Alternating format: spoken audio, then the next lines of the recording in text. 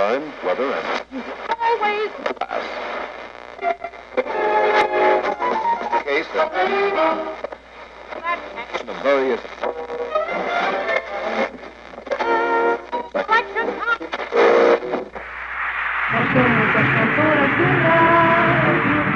o portão e a medalha de ouro.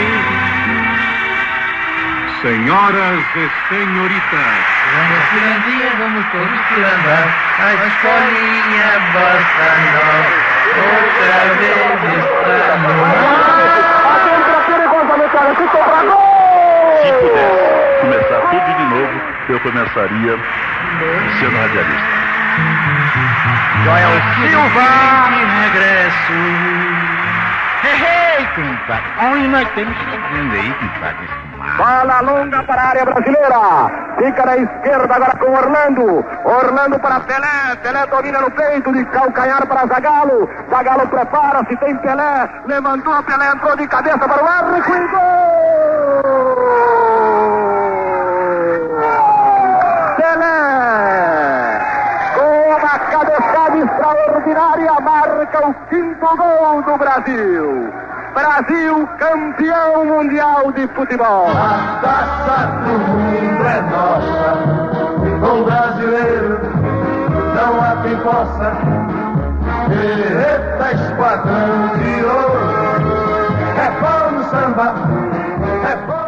O futebol sempre foi uma mania nacional. A bola, o campo, os 22 jogadores representam uma paixão sem limites. 70 milhões em ação, pra frente Brasil, no meu coração.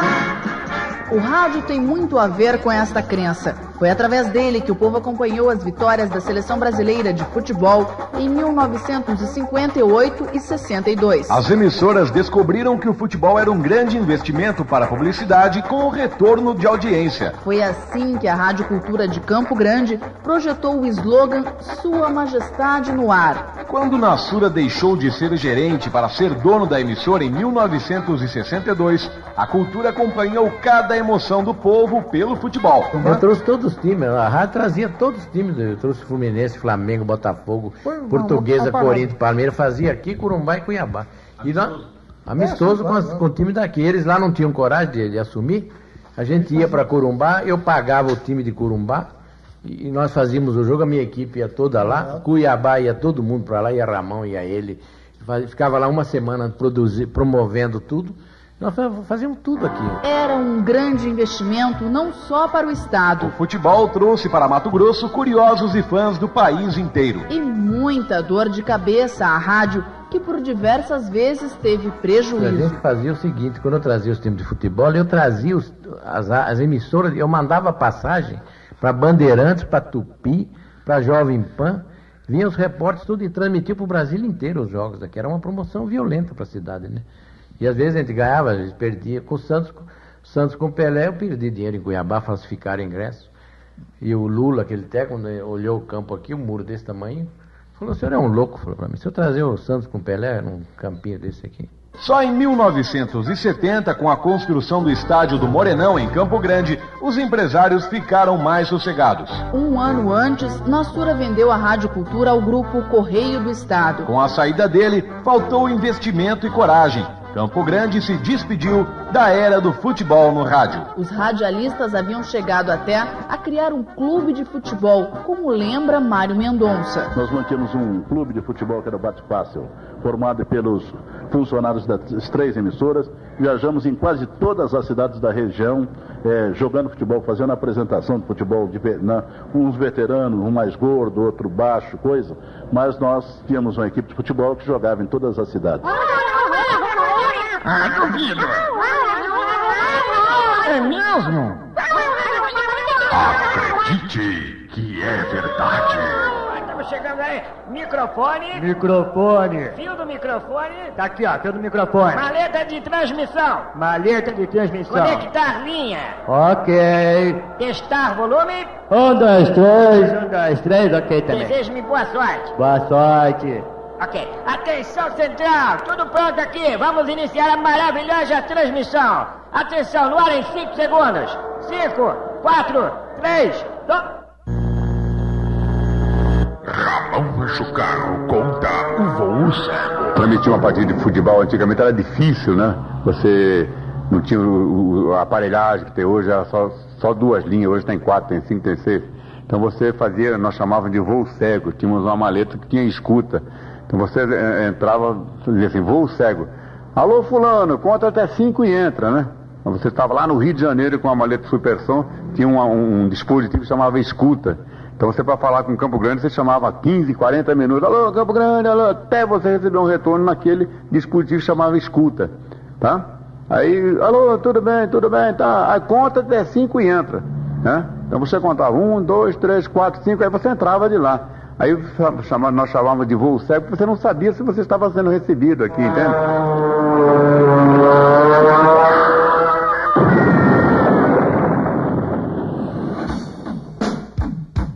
No último programa, você ouviu a história da destruição de todos os arquivos e discos da radiodifusora em 1970. Armação política e vingança acabaram com o passado da rádio mais antiga de Campo Grande.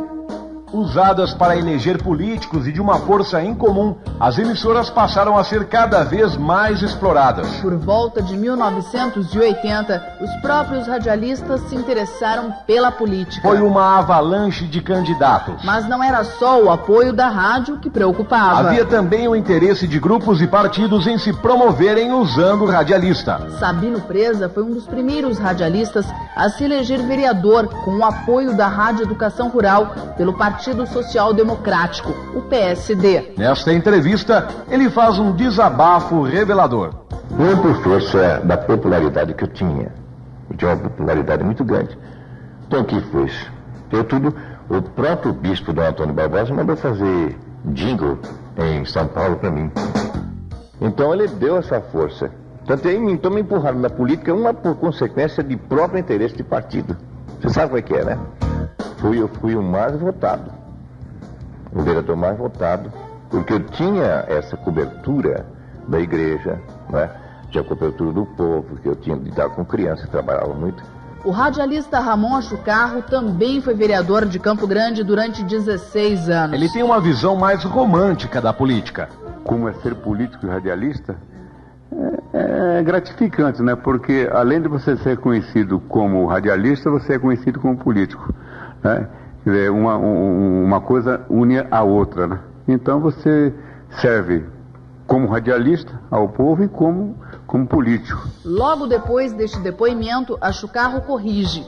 Antigamente a política era coisa séria. Eu disse gratificante porque quando entrei na política, o vereador não ganhava um tostão. Nada. Então nós entramos por idealismo mesmo, né? Por idealismo. Então, tanto é que eu tive de 72 a 81 sem ganhar um tostão, tá? Então, hoje, a maior parte visa o dinheiro que se ganha na Câmara, né?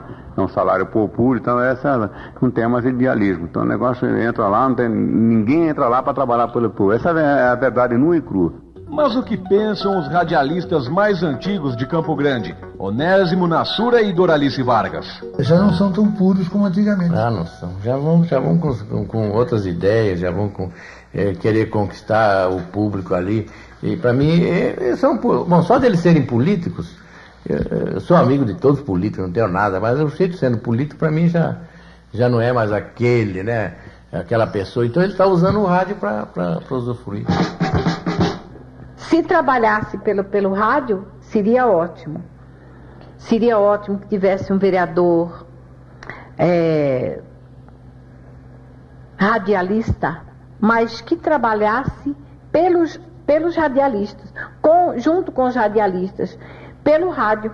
É o Boca Livre que está entrando no ar. É o Boca Livre onde os astros vêm cantar. Só não pode desafinar, só não pode apelar. Boca Livre está no ar. Vem com a gente, vamos dançar. Boca Livre está no ar. Aumente o som, vamos dançar.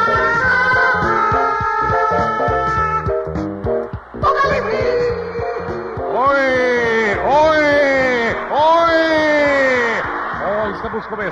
Estamos começando mais um programa Boca Livre. Eu quero ouvir o nosso auditório.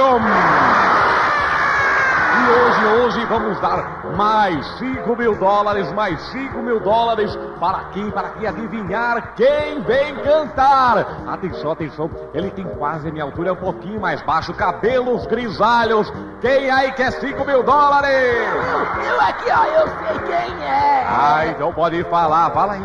É o Júlio Iglesias, não é, amor? Não é o Júlio Iglesias. Quem quer $5 mil?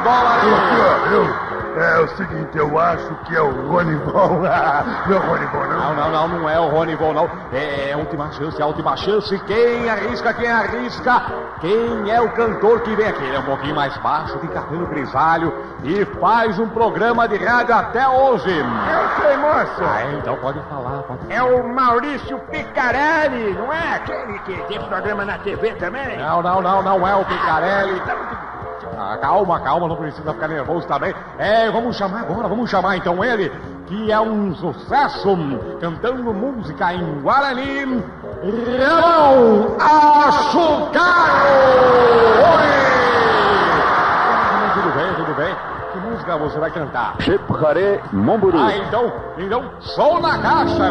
Siempre me de ti, mi bella nuestra Asunción, orgullo de mi canción, aunque distante estés.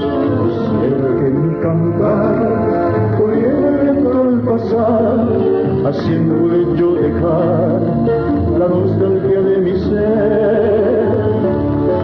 Me invade la añoranza y mi corazón no llora por esta tierra querida que lejos está de mí. En esta noche lejana quisiera ver esa luna que con su dulce caricia a mi hermoso corazón. Quero ouvir o aplauso do auditório.